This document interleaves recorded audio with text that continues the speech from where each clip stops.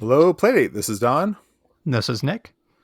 and no Ryan this week. But we are covering Playdate news, Recent indie releases. and we will introduce a special guest. Thank you for listening. Let's get started with that special guest. Today we have the developer of Bubbo Collect, Gabe Swarr. Hi, Gabe. Hi, nice to meet you guys. Thanks for having Nice me to on. meet you. Welcome. Thank you so much for joining us. Of course. Love Gabe this and podcast. Well, we appreciate that, and we apologize for having to listen to us for so long. We were just talking. You've had your Playdate for about a year, and you were telling us that you developed Bubbo Collect before even receiving your Playdate. Yeah, I worked on it for 5 months before actually having a Playdate and released it without. I was excited to play my game on my Playdate. It was a big day.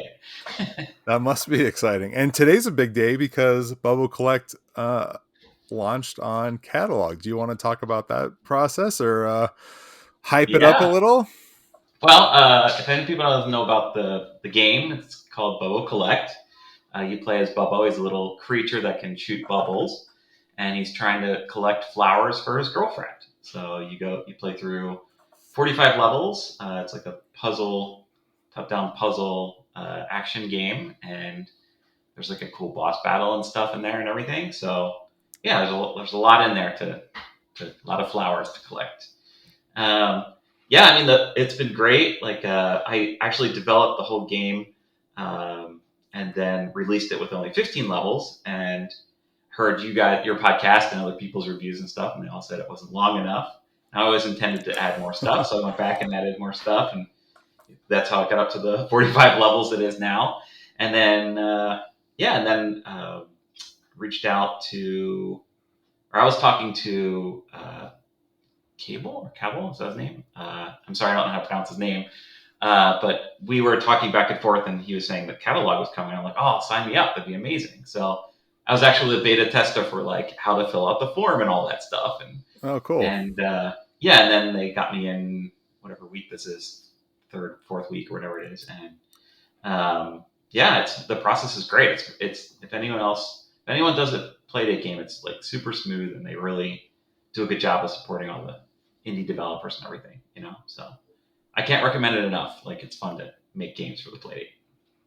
That's great. Only heard good things about the process so far. So very exciting. And yeah, I wasn't really familiar with the game, but Nick picked it as his game of the week. I think back on episode 8, if I remember correctly. Yeah, very early on. And something that really caught me with the game is that Gabe and I were chatting on Instagram like a year ago almost about there being hidden like Easter eggs in the game. And it didn't occur to me that people would put those in Playdate games. Like in my head, I was thinking Playdate games are too rudimentary, too simple. And then you started kind of giving me hints to where they were in the game. And I was like, oh my gosh, like there's more layers to these Playdate games than I expected. And then stuff like Art 7 came out where it got even deeper or in the same ballpark anyway. And that kind of opened my eyes to like, oh, people are doing really interesting, fun things with Playdate games that didn't even occur to me. So thank you for being one of those early devs to kind of like, hey, this is a fun play space, like go explore. Yeah, it's cool. It's I made it all in pulp, and pulp is very limited, and it was very early days, like a lot of support, like other early developers were figuring stuff out, and we'd help each other out and stuff, because I don't know if I'd be able to actually do the projectile thing by myself. So that was like the big part of the game, and the people helped me figure that out, and then kind of built the game around that, so it's fun. Go ahead. Did you have to drop to, Lua or C for any portions of your game, or is it 100% pulp? 100% pulp. I'm That's not amazing. That big of good of a developer. So I was kind of figuring it out as I was going along. I've only made a couple of Game Boy games before this, and this is my third game. And it's always been in like these very light type of development suites, like pulp. And pulp is fun because it's actually like more coding. There's a lot more coding in there, I guess. unlike those other programs. But yeah, it's I gotta say, Pulp is awesome. It's very simple, but it's very you can do a lot with it. I forgot to mention this is on Game Boy now, isn't it? I did a separate Game Boy game before this game, another Bubbo game, and Okay. that's being released on itch probably in a month or so. I'm waiting for the actual physical games to come in because Limited Run published that game, and it's a totally different game, Okay. but it's the same character. So Part of the Okay. Bubbo verse. yeah, exactly. I'm trying to make a whole Bubbo universe. It'd be great. Oh, okay.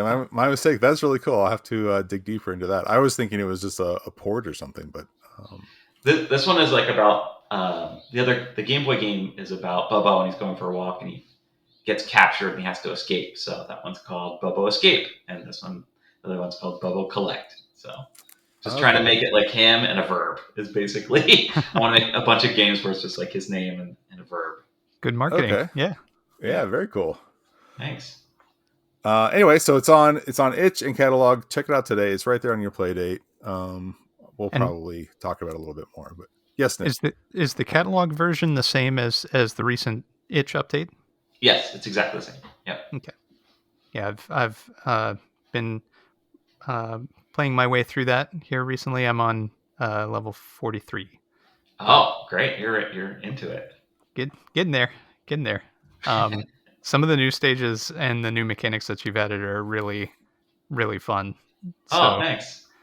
I've enjoyed working my way through those.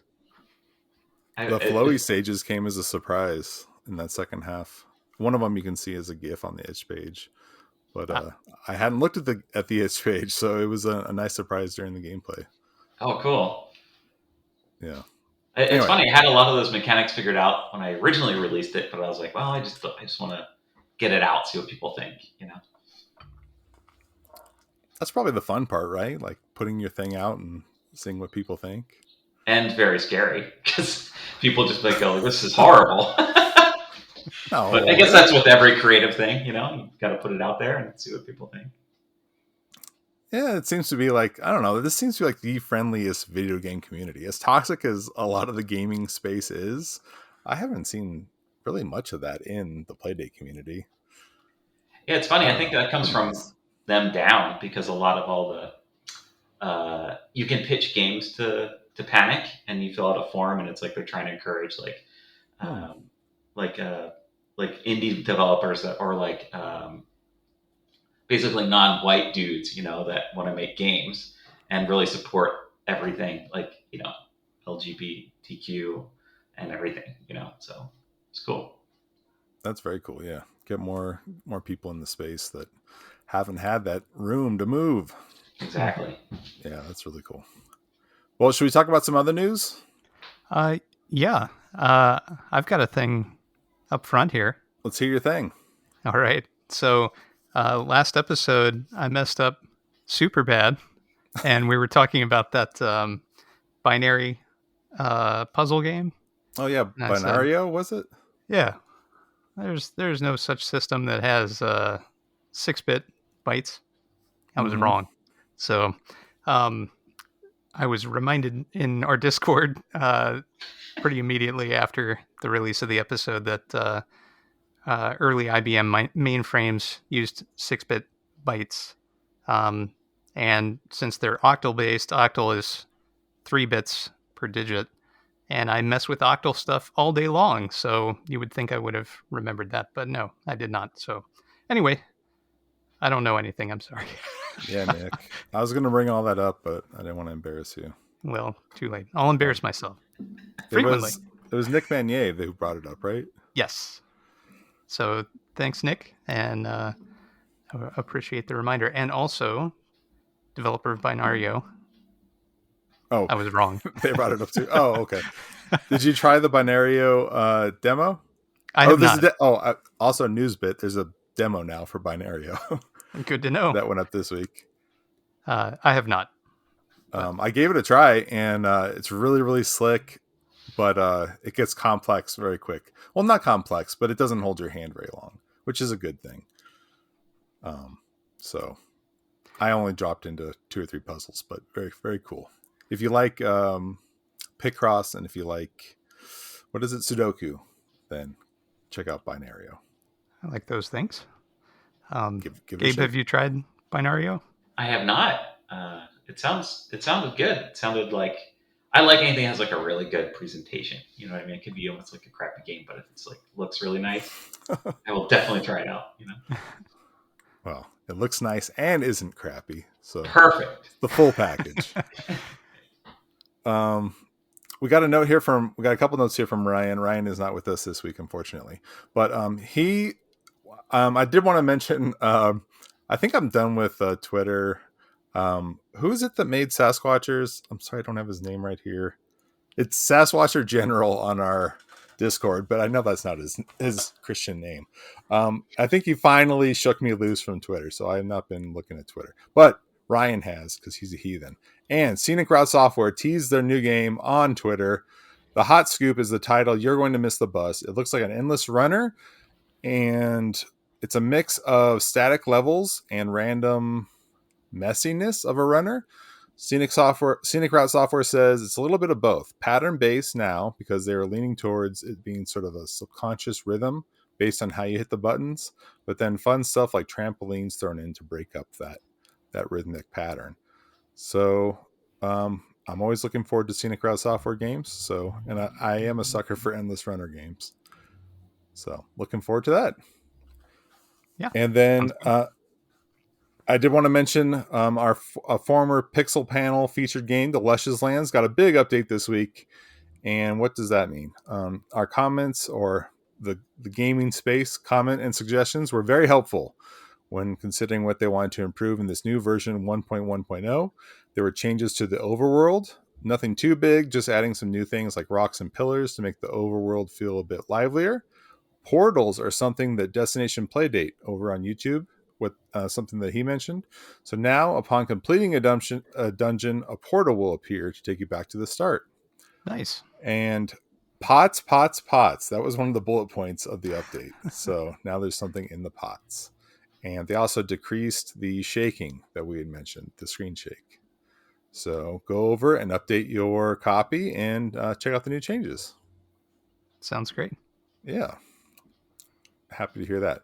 Let's talk about some of the games on catalog that joined Bubbo Collect this week. You can check out play.date/game/catalog for the new games. A Balanced Brew, one of our top picks for our favorite games of 2022. Shining Gadget and Shadow Gadget, some of the best use of all the gadgets in the Playdate, the microphone, the crank, and the accelerometer. It's sort of like a Pokemon Go sort of thing. Those are both over there. Squish, one of our favorite puzzle games, has joined the roster, and we cannot forget Art and the latest release from Ledbetter Games. This is another art game, but it is not just an addition to Art 7 and Art Ween. I've been playing it this weekend, and it feels like, I told them it feels like a next gen version of Art 7. Like there's a lot of quality of life improvements. It's a new gallery. All the art pieces are new. There's an arcade in there now. There's more secrets to discover. There's just a whole lot of new stuff going on here. So I highly recommend this. It's $5. It's right there on catalog. Gabe, have you played the art games yet? I have not. They're really amazing? great adventure games. Yeah, they're a lot of fun. It seems like it's going to be one thing, and then it just becomes just snowballs into a lot of different things. That sounds So, good. Nick, did you give it a try yet? I haven't. I should mention that we on the podcast were provided review copies of Art and. So, but I haven't had a chance to fire it up yet. Looking forward to it. We were. And there's a glaring omission in the arcade that I was busting Ledbetter's chops. There's no drained in there? There's no drained. There was no pinball representation, but my understanding is that it has been rectified. Nice. Thankfully. So I have not checked out the update, though. But I will. Anyway, highly recommend that one as well. All of these are fantastic games. So another great week on catalog. Very cool. It's great. Thank you. Can we go over some indie inventory games? Are you familiar with this segment? We give shout outs to games that came out in the past week. Besides I am, yes. Are you a fan of people leaving reviews for your game on itch? How can you talk about how that works? Does that like bump you up in some sort of thing? The thing I find that bumps up the most is like if you do an update or if you do an update or do a sale. Like the sale is the number one thing that bumps you up. So you'll see more traffic or just more sales, I guess. You're like when you just search a hashtag, if yours is popular, it will be on that first page, and usually that begets more sales. So if you could figure out a way to slowly roll out stuff and constantly update, or put it for sale every week, I'm sure you'll do very well. I see. Jack up the price to like $200 and then mark it down. Yeah, every day $1 less. I'm sure everyone will love you. So is there a Bubbo tag yet? You mean like a hashtag? Yeah. I tried, but you can't put a dash, and there's like a other Bubbo, just a BUBO, and it's like it's not what I want to be associated with. So I just haven't had a Bubbo tag yet. So every once in a while, some other random Windows game will work its way into the Playdate hashtag, and you'll immediately see comments in there like, take away the hashtag. This isn't a Playdate game. It still doesn't have a perfect system for finding new releases over there. Yeah. But we did find these new releases, so I just wanted to mention a couple of them. We forgot to mention Zanya Lasagna released the Playdate Bunny Bundle. It's Name Your Price. And the Bunny Bundle is over now. We mentioned it a few episodes ago. But this does have a little mini game featured in it called Snatchy Carrots. It's actually pretty fun. You run around a little farm and you collect different collectibles, basically. A lot of them are carrots, but some of them are like there's magic holes in there, like little warps. There's super carrots, like these giant carrots.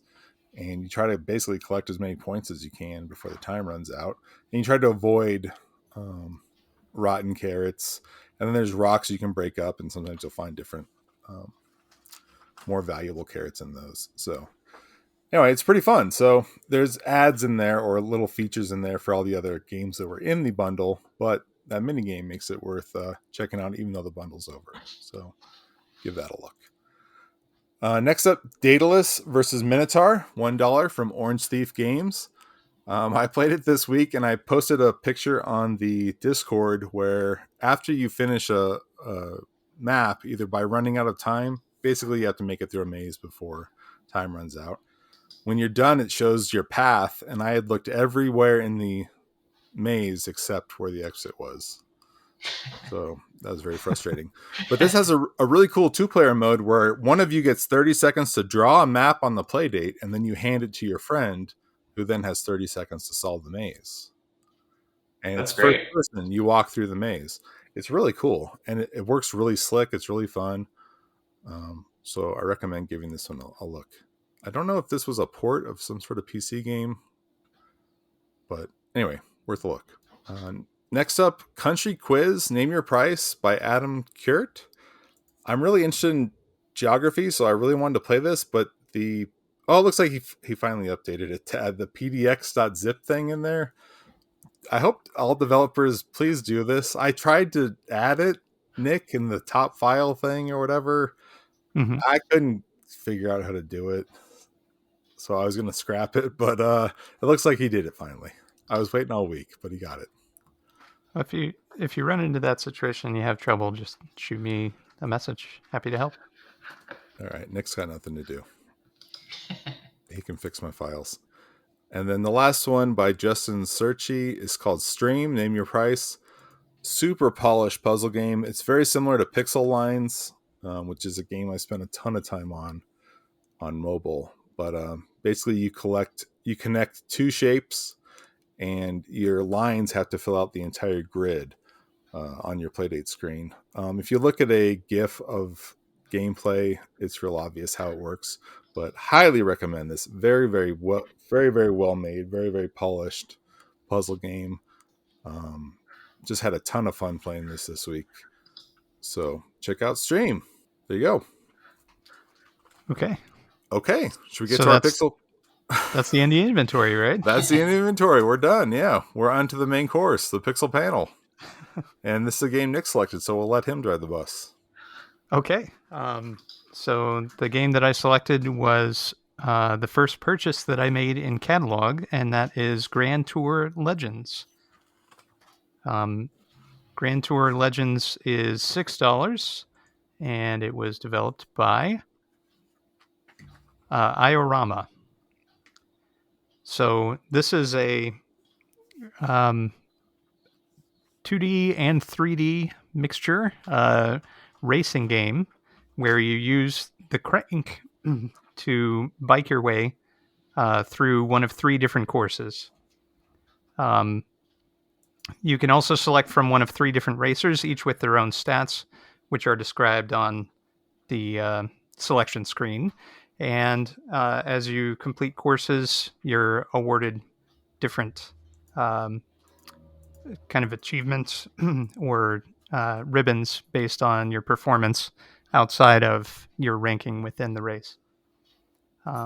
So you all have both played Grand Tour Legends. Yep. What, Gabe? Let's start with you. What did you think? Well, first of all, I love that Tour de France Kraftwerk song in the very beginning. Like it sounds like 2 notes away from the Tour de France song. But it's a great game. Like it was actually my first purchase as well, because I love the way it looked. Like I loved seeing this 3D rendered graphics in like the 1-bit black and white looks really cool. I think that looks awesome, and I liked the game a lot.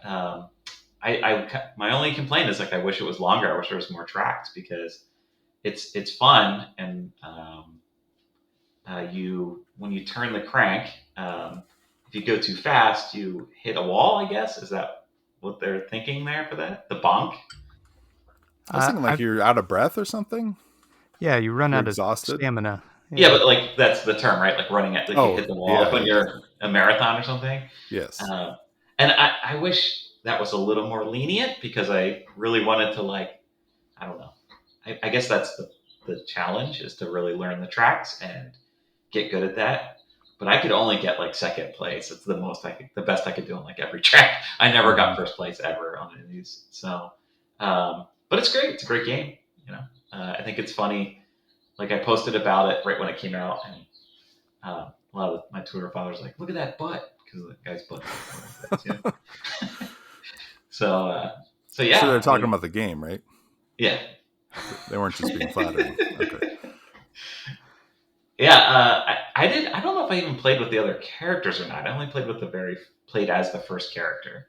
Oh no, I did play the second, the one that was like really fast but didn't have much stamina. Was that the second? The third one. That's the third character. Yeah. The second character has a ton of stamina, but not very much speed. Yeah. Oh, those guys switching that up on us. But yeah, I liked it. I think it was pretty good. What about you, Don? I think I was used to using that second character with all the stamina because when a race would start, I would just be cranking and cranking and cranking.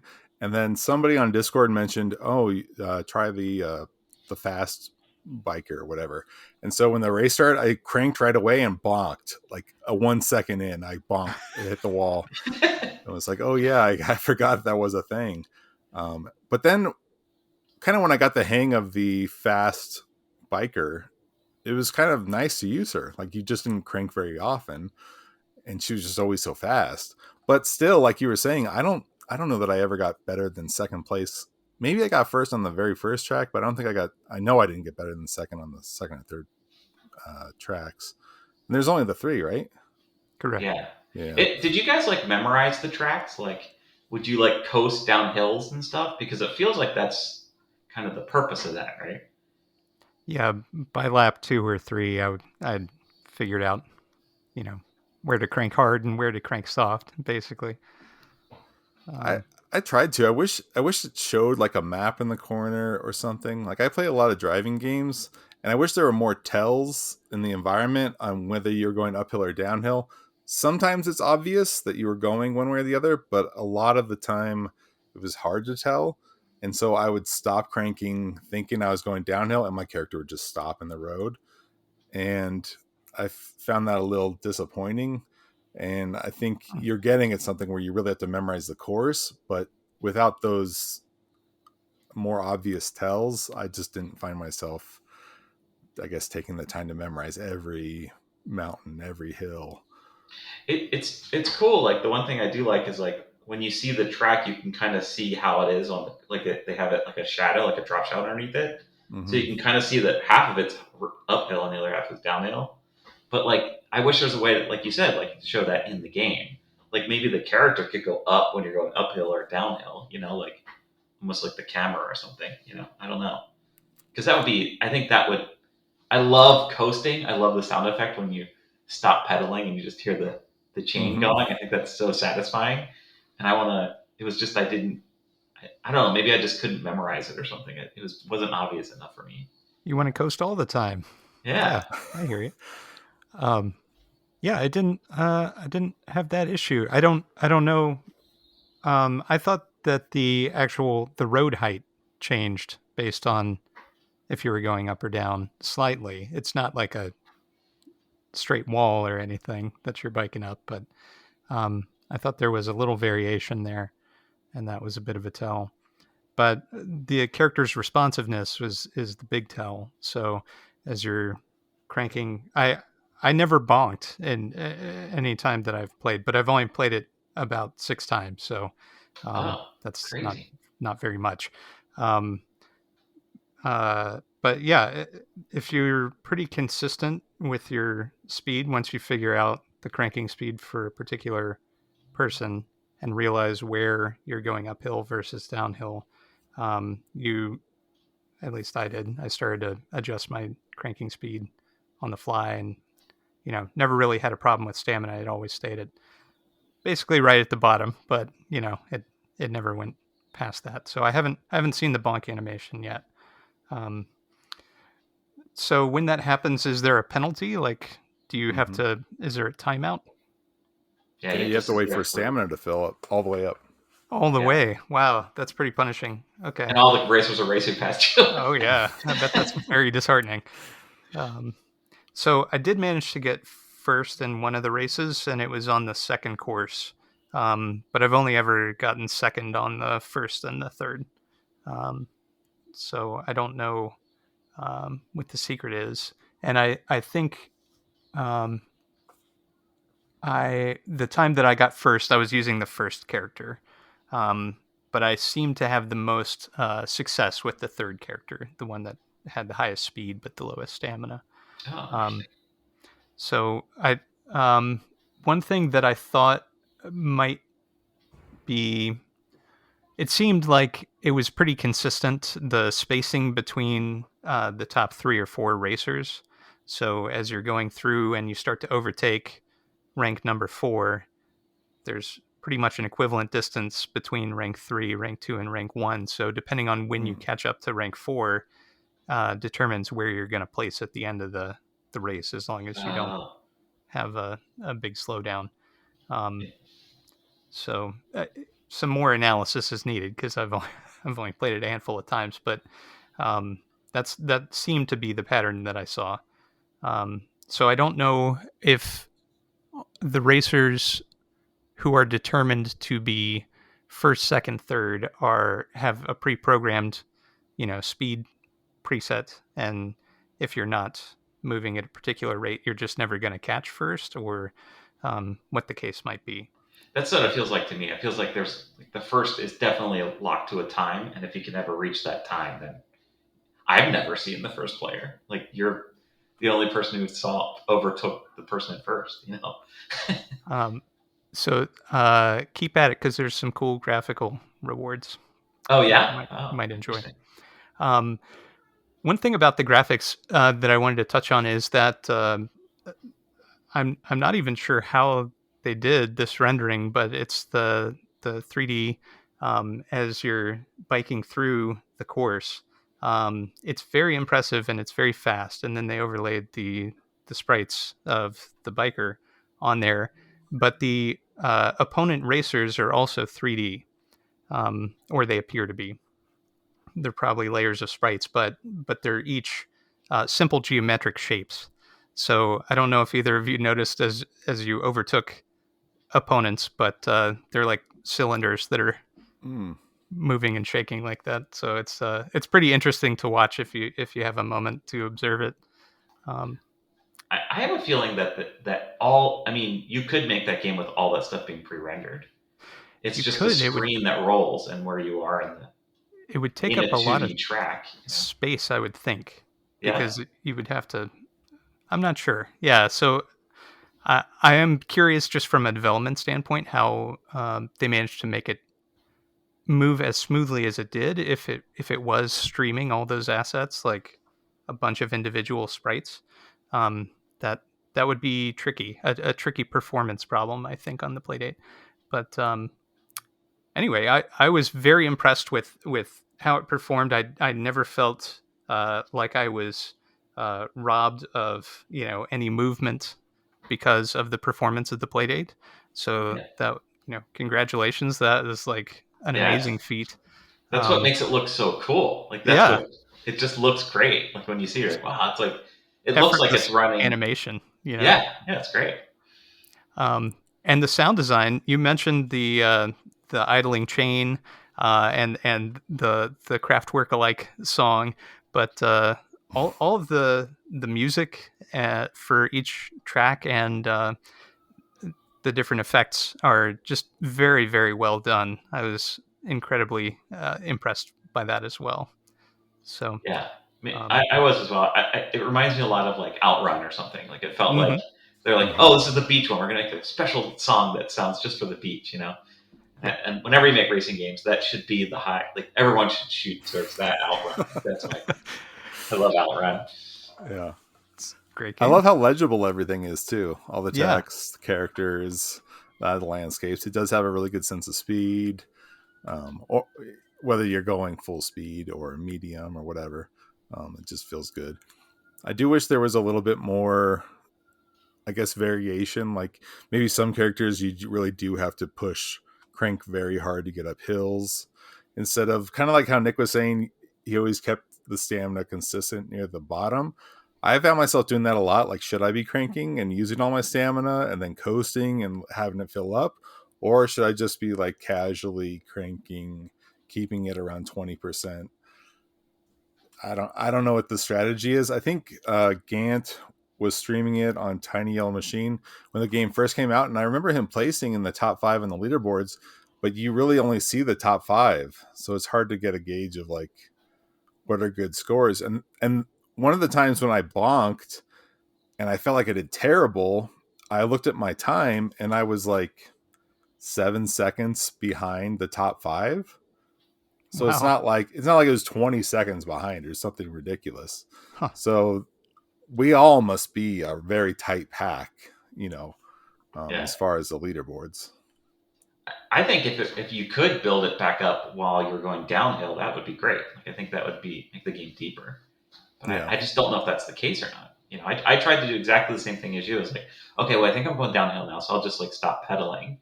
And it just sometimes you can't tell like how long the hill is or when you need Mm-hmm. to. It's almost like you're reacting all the time instead of anticipating. You Right. know, Yeah. so I at least wanted to I cruise. was. Yeah. Well, like you were saying with when you're looking at the map and it's like turning before you start a race and it's turning and you can really see the drop shadows and like I guess I wanted that in the race. Like, okay, now I can really cruise down, and maybe it's too much going on the screen. Maybe they messed with that. I don't know. Maybe it's just that they wanted us to look at the beautiful graphics and memorize, oh, okay, now I'm going past that weird sign, or now I'm Yeah. going through the town that has like that one alley where it's a bunch of close shops that are kind of repetitive towards you. You know what I mean? Yeah. I think that might be the reason why they didn't do a map, you know? That probably adds depth. If you could see the map, maybe everybody would be blowing through the thing in no time. I don't know, but I mean, it you is feel a like style, push. and yeah, Too bad you can't like push people off their bikes and stuff. You know, Yeah, there. have road a rash. You chain, know, Road rash. yeah. Baseball bat. Yeah, they should release like an update where it's just like, it's all sweet, but then you can just push people off. So, funny. Grand Tour Vandals or something. Yeah. I smell a sequel. Anyway, yeah. Overall, I thought it was beautiful, and I still really enjoyed what it was. I wasn't like, oh, I wish it was this other thing. I still like what it was. Yeah, it's a fun racer. It's a fun. Yes. I mean, how many other racers are there like that on the system? Right. Like none, I guess. Yeah. There's that cool little 3D the car one that's coming out though. I forget what it's called. Daily Driver or the kart racing one? It looks like a kart racing one. Like it's like a little radio controlled car. It looks really cool. It looks like 3D graphics like this. So, I don't know when that kart racing one is coming out. Daily Driver. If you haven't played Daily Driver, that one's worth looking at. That's fun. I like that game too. Cool. Good picnic. Yeah, it's fun. Good choice. Thanks for playing it. Because it's on catalog, if they wanted to add stuff or whatever, they could easily, and it just automatically updates to your device. I think, right? That's a good question. I don't know. I could ask them, but I think it does. If you wanted to push a Bubbo update, you just send it to Panic, right? And they just push it to everybody? I'm guessing? I don't know. I'd have to ask. You don't know? I haven't done an update. I don't know. You're the guy. That's why you're here. Inside scoop. Yeah. Well, I know on Itch, it's like you have to either be subscribed to them or they have to send an email, right? Or you have to be following following, I guess, when I say subscribe. Yeah, exactly. Like you have to kind of be alert and know that you have to update your game. Whereas this, it just updates, I think. Yeah, and unfortunately, there was no way to overwrite the original file on the Playdate when it was just a side-loaded game. You can't call the same thing. You can't call it the same thing and seeing it as a different file. So you'd have to I think they might have fixed it now, but in the early days, I couldn't do when I released an update, it would be literally you'd have to download the game again and delete the old game, the old version. So I'm sure they fixed it by now. I'm sure they fixed that. Huh. I wonder if that's what that thing in February was with the old versions, the new versions. Oh, yes. I think that's what it was. Because it was very frustrating because it's like, well, I just want to be able to do an update, Yeah. I don't know. There were only 2 games where I had a lot of progress in and was like, okay, I'll just cut my losses. I just want to play the new version. I mean, they got recent updates. Sparrow Solitaire was one of them. I was like, whatever, I'll just let it go. I don't want to have 2 versions on here. I'm actually surprised. A lot of developers don't use the save feature. There's a lot of games where they want you to play through in one sitting, but the setting up a save file is not hard at all, and even in Pulp, it's not hard to.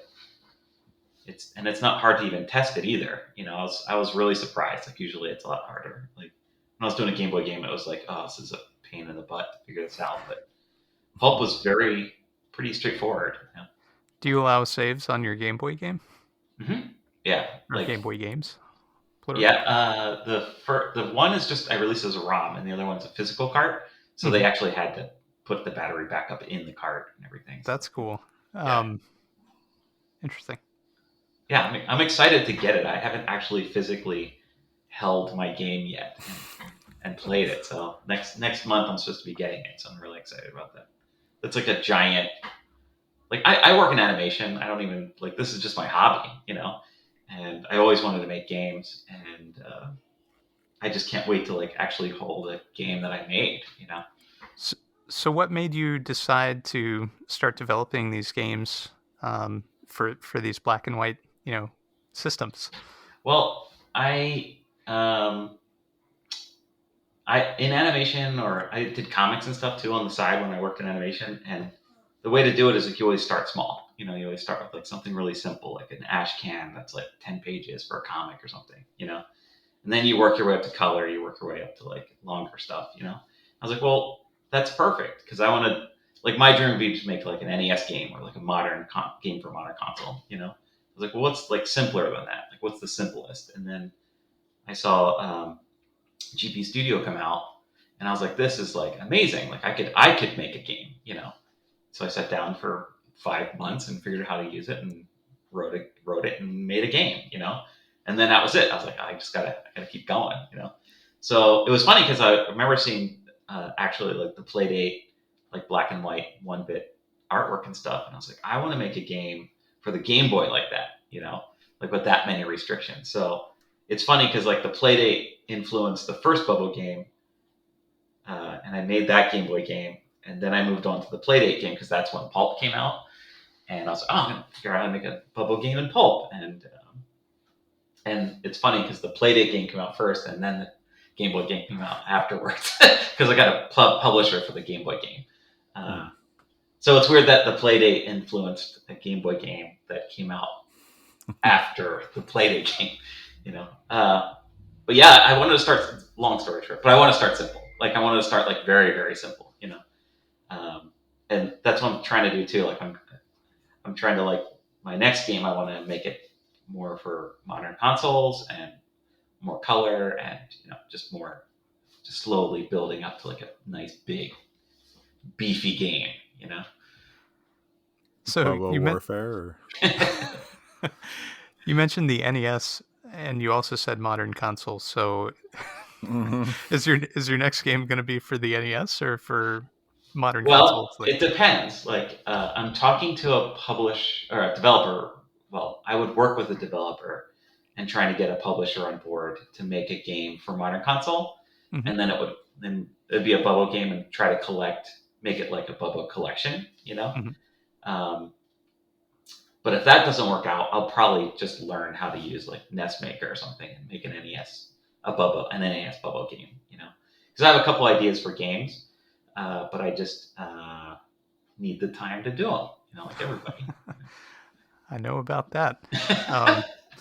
So one of the things that I love about Bubble Collect, and especially this latest update, are the animations and the little cutscenes. Oh, thanks. So even though they're still frame animations, I think they're so clever and cute.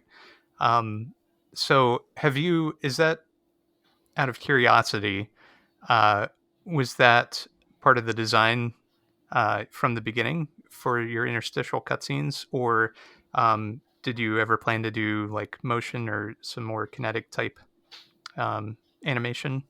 I always thought it would be cool to do like full screen stuff, but I was doing some tests, and the Playdate just could not do it, and it reminded me of like early days of like Flash cartoons, because that's where I started, like early days of internet Flash cartoons, and the redraw area was the area that, like, if you had a small redraw area, you could make a bunch of stuff happen.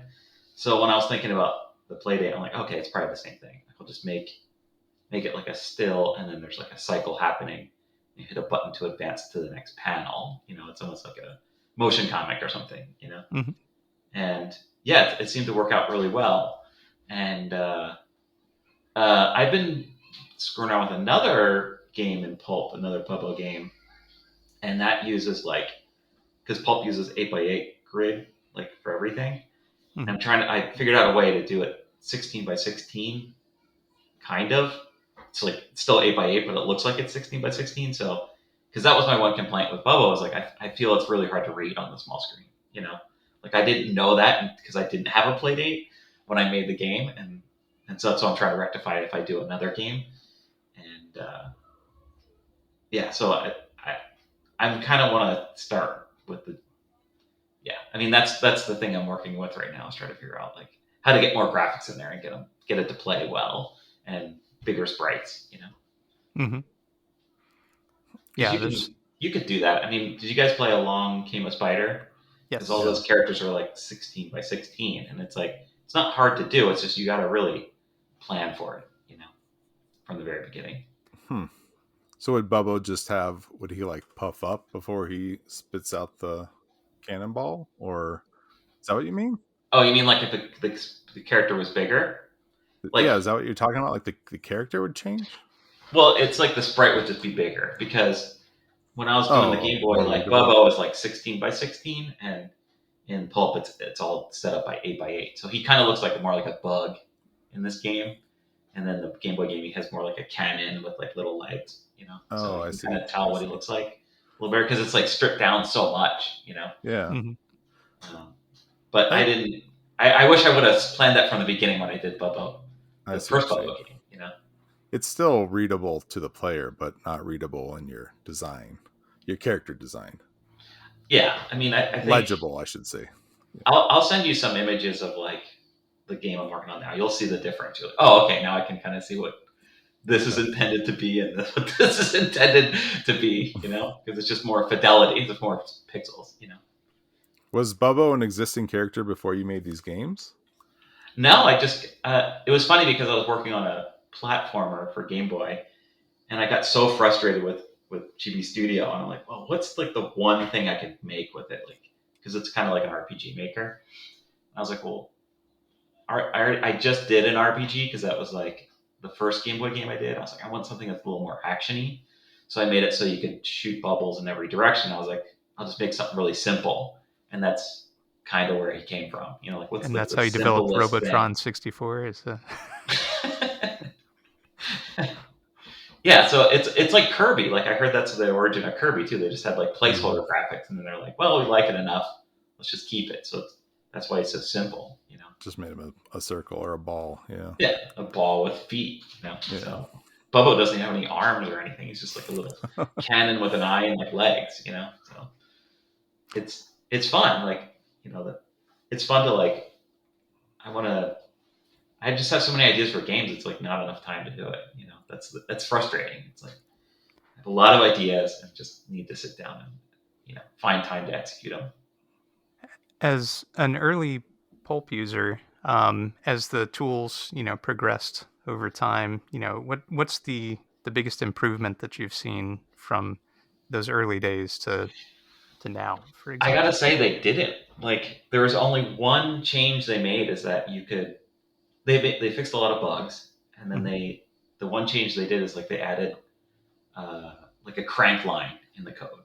But other than that, like everything was in there. It's just I think people just Hmm. got better at using it. Honestly, like it just people like found cool workarounds for like animating stuff in between the 8-bit grid and it's I'm not that much of a programmer and but I have a feeling that pulp is so limited that some stuff's even easier to do in like Lua.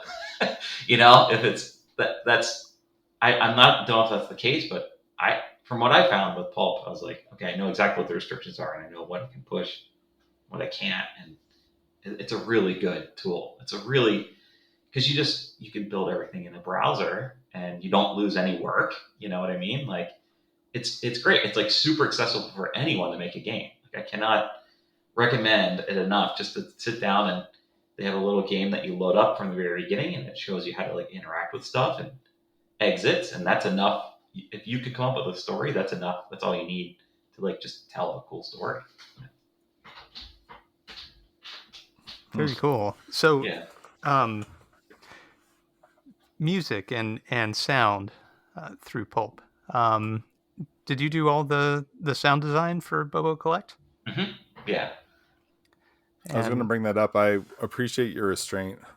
I get tired of some of the pulp sounds over time. I mean, we play a lot of games on Playdate, and I was playing last night, and I was like, oh, I appreciate like the minimalist approach here. Well, I think that came from Game Boy too, because it was like, oh, I have one whole extra sound channel with Playdate. This is amazing. But I love the songwriting tools in Pulp. I think it's super simple and lots of fun to just kind of. I thought it was way easier than doing any kind of tracking software or anything that you'd have to use for Game Boy, you know, because it's just right there. It's kind of like any like Pro Tools type of interface, like a timeline. It's like super simple, you know. I'm very impressed by Pulp, honestly. Like when I got in there, I was like, I cannot believe the amount of stuff in here.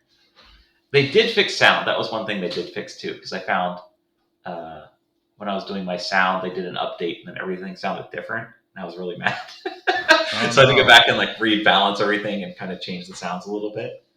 And then when I heard it on system, it sounded totally different. So I'm like, okay, I got to rebalance everything again, because that little speaker is like really limiting, you know. Yeah. Huh. But when you play it in Pulp, it sounds totally different in the browser. You know. That'd be interesting to explore. Sorry, Nick, go ahead. Yeah, I was gonna say if you plug headphones into the Playdate, how different is the sound profile versus the speaker? It's different. It's different. The speaker gets really tinny. It's like very high, and then it can be overmodulated very easily. You know, so that's why you get the crunchiness.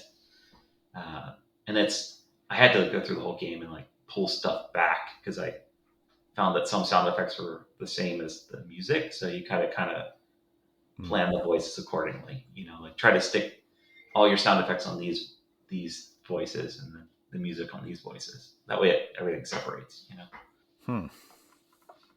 Yeah. I could see where people don't think of that.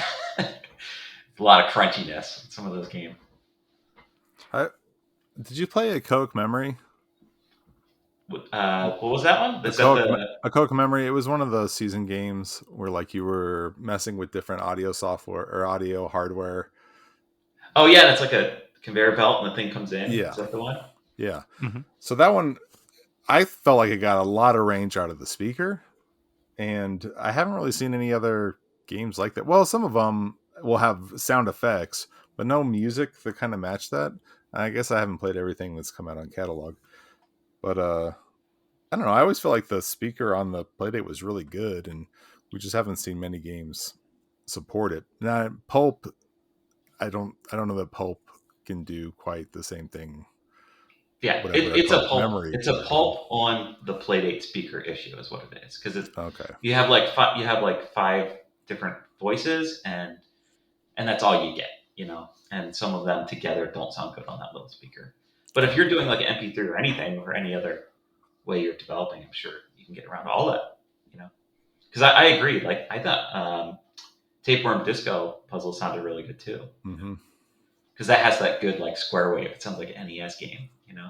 I love that square wave. You get some good sounds out of that. Yeah. What other games like? Have you guys played Treasure Chasers? Yeah. That game's fun. I love the graphics. Awesome. In that game. Yeah, so good. That one's up on the Playdate store or Playdate.store, I think it's right. I saw it from the developer early on. Like I saw a little video he posted, and then it was like hard to download. But hopefully he figured out a good way to do it. Yeah, I got it the same way early on, but now that it's on Playdate.store, it's a little easier to grab. Oh, good. You can just sideload it pretty easily. Yeah. So does Pulp allow you to use WAV files or MP3s, or is it all synthesis? It's all set up like it's all synthesis. Like it's all exactly. Okay. It might not be synthesis. It might actually be samples, but it's set up like it's synthesis. You know. Yeah, I've poked it at Pulp a couple times. Yeah, and it appeared to be synthesis, so it makes sense if there's not an override, it would be all that. And the Playdate, from my understanding, has a pretty cool synthesizer chip in it. So it makes sense that they would use that as much as possible for that, especially because it would keep the space usage down considerably. That's why the games are so tiny. Yeah. There was that collection called Now That's What I Call Pulp. Did you? Yes.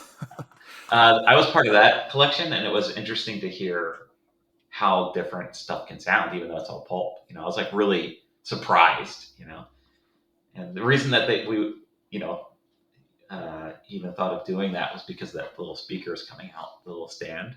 Who knows when that's coming out? Yeah, hopefully not too long. But is there anything you'd like to see from Pulp that's not in there today? I would love to see a 16 by 16 way. Like, I wish they could redesign it 16 by 16. Like a native 16 by 16 graphics interface. That would be great, because I think it's very limiting. That 8 by 8 is very limiting, and it does not work well with that screen. Because it's so small. The screen is so tiny. Yeah, I think that's my only real complaint. And yeah, and maybe a way to animate your load screen would be great too. Like the little when you crank card. through your menu. Yeah, the card, exactly. Yeah, you have to bring I it don't know into what it's called. Yeah, it is called the card. That's literally what it's called. It's Okay. like a scene when you load up your game in Pulp. It says card. So yeah, that'd be cool too if you could do that. But other than that, I mean, I think it's perfect for what it is. Like, someone that, if they just want to make a simple game, it's perfect. And if you want to push it, then you got to get into it and, like me, get some help and just sit down and figure it out. I gotta say, I gotta thank you guys for your review though, because like when I went back to change Bubba, re-release it, I went back, and the hardest part was like getting that bubble, him to, like, when he has a bubble on the front of his face, to like move around, and the bubble moves around him instead of you moving around the bubble. Like, that control scheme was like the hardest thing to figure out, but it was like made the biggest difference in the game. There was one level early on last night playing with the new control scheme where I was just not getting it. I was not understanding how to turn with the bubble with the new controls. Like, my brain was still working with the old controls. Like, I was used to backing into stuff, I guess. So I think for a new user, just jumping in, probably no big deal. I don't think it'd be an issue. Like, Yeah. and I added the little overlap on the bubble, so it felt like it was like stuck to his face and everything. Yeah. Yeah, the overlap helps a ton. Yeah. A lot. Yeah. Yeah. It was fun. I loved going back, and there was like 4 months in there where I didn't even think about it, and then I always wanted to go back, and then when I jumped back in, I was like, oh man, why did I do it this way? So it's like a lot of like fixing things and going, oh man, how did I do this? Okay, and it was fun. It's always fun I love Bubba. He's just such a fun character that he's just like a little weird creature or something. Yeah, it's charming. It's got that Playdate charm that like really sunk our hooks into us early on. It was like that. Life's Too Short. There was a couple that were just like, this thing is charming. This, like, the software and the unit just fit hand in hand right away. I'm surprised someone hasn't made a Playdate game of like where the character is the Playdate. You know what I mean? Like, that's a character that you play as in the game. And he should be fishing, right? Like, he throws his little hook. Yeah, exactly. Yes. Zanya Lasagna made that game about the Christmas one. Christmas one, yeah. Where it's a personified Playdate. That's cool. Because when you turn it on, they have the eyes and everything. So it's like, cool. Yeah, good call. I got to be honest, I forgot we were recording a podcast. I was just like chill, just talking about stuff, which is a good thing. Anyway, we should probably wrap it up here in a few. But I wanted to give Gabe a chance to tell us where we can find him. Tell us what else he's working on, or anything you want to get out. Please take this time. I'm like right now I'm trying to get another Bubble game going, like with a big publisher, and working on some other secret animation stuff. Cool. But you can follow me on Instagram. Just look for me, Gabe Swarr, one word, and then on Twitter, Gabe.Swarr. So yeah, you can just find me there. And usually I'm posting about like 80s cartoons or just like funny stuff, and occasionally I'll post some artwork, because I'm working on some secret stuff I'm not supposed to post yet. So, but when stuff comes out, I'll be able to share that. So, very cool. Thanks. Well, yeah. Thanks for having me on too, man. This has been great. Yeah, thank you so much. I'm glad we finally worked it out. We've been talking back and forth about having you come on for months. Yeah. And it would have been really fun to have Ryan here. He is a comic professor and artist, and I feel like you guys would have had a lot to talk about. It just didn't work out. But we'll have to it's an excuse to have you back when Bub O Ragnarok or whatever comes out to the Playdate. We'll have you back on. get Yeah. one here too. I'm trying to do a 2-player game because I don't think there's enough 2-player games on the system. You know? Yeah, for sure. We got Miss Bubba. What do you call Bubbo's Oh, flower loving Babina. friend? Babina. All right. Yes. She's got the bobina on her head. So, yeah. Yeah. Babina. I love that. Cool. Well, I can't Cool. wait for you guys to finish it because there's like good surprise at the end. So I'm excited. Okay. All right. We'll get back into it. Yeah. So well- I'll put links to Gabe's contact info in the show notes. You can follow him on Twitter and Instagram and see what he's working on. And link to Bubbo Collect, of course, in the show notes. And thank you so much for listening and for joining us. And check us out, playdatepodcast.com, and hop in the Discord and say hi there as well. I think that's it, right, guys? Yes. Yeah, it was great. Thank you. Thanks, Gabe, for joining us, and good talking with you both. Thanks so much, guys. Have a good night.